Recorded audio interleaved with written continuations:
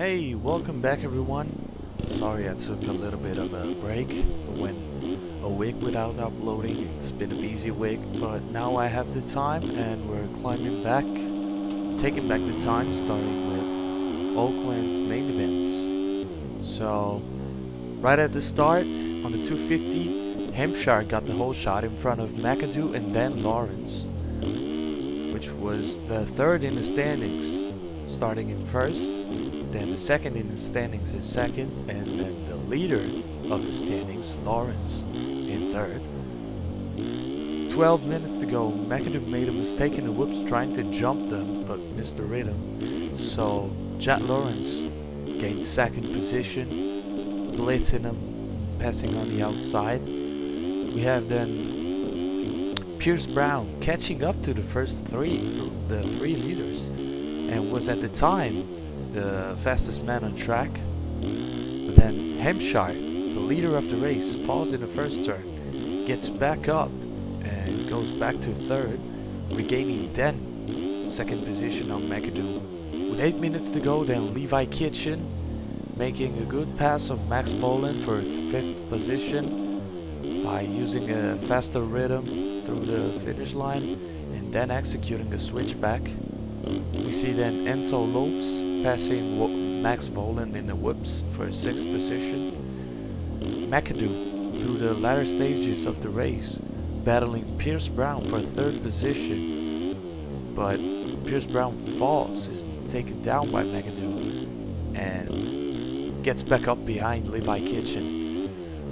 Brown then manages to block past Kitchen to regain fourth position, but falls then by himself in the mechanics area. So it was Lawrence win, Hampshire in second, McAdoo in third, then Kitchen in fourth position.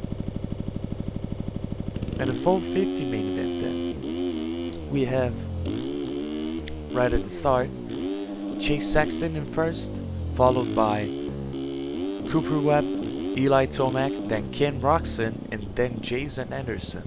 So the first five really close up together for the first laps. Anderson passing Roxon for fourth position right after the whoops. Webb using a crazy line, quadding over the table out of the 90-degree corner in the last rhythm lane before the finish line. Blasinger makes his way past Roxon for fifth position, coming back up from a pretty bad start.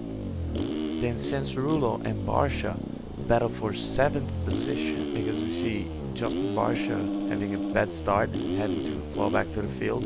But then while battling Sensarulo, just as usual, he took down Sensarulo to pass him, and he already took Colt Nichols off track before to gain the position. So that was quite dirty. I don't think it was on the edge. I think it was pretty over the edge, but I don't know. The officials may look into that. I probably would have taken a look into that and maybe gave him some penalties because that was a little bit too much. But I guess they do their job and I do mine. We see then Barsha, after passing Sansarulo, battling with Anderson for sixth position, and I thought it was a ticking bomb. It was a recipe for disaster because Anderson, being on probation from already crashing into Barsha in the last main event, I thought something was gonna go down.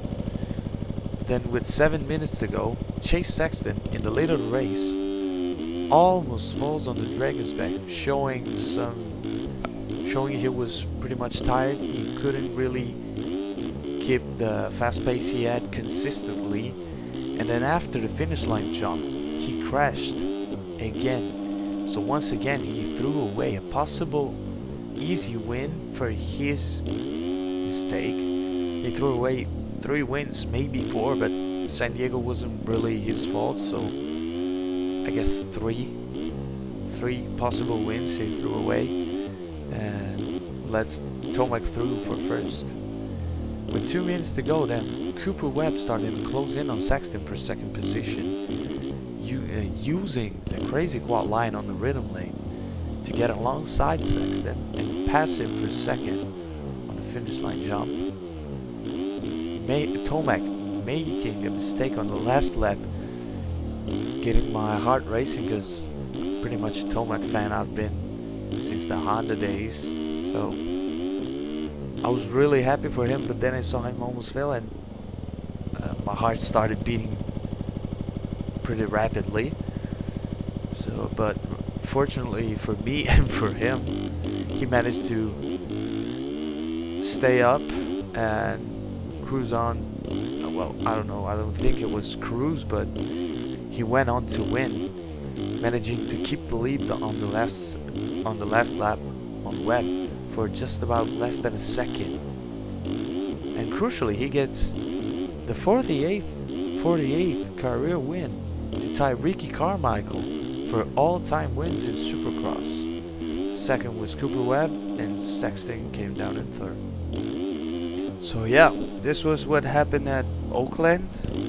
I'll catch up with Arlington, which was the Triple Crown. Still have to see it, then I'll make a video on it. So it's gonna take some time, but I'm planning to be more consistent with the videos. So hopefully it will release before Daytona starts, which is a pretty bold claim because it's 2 days, but I can do it. So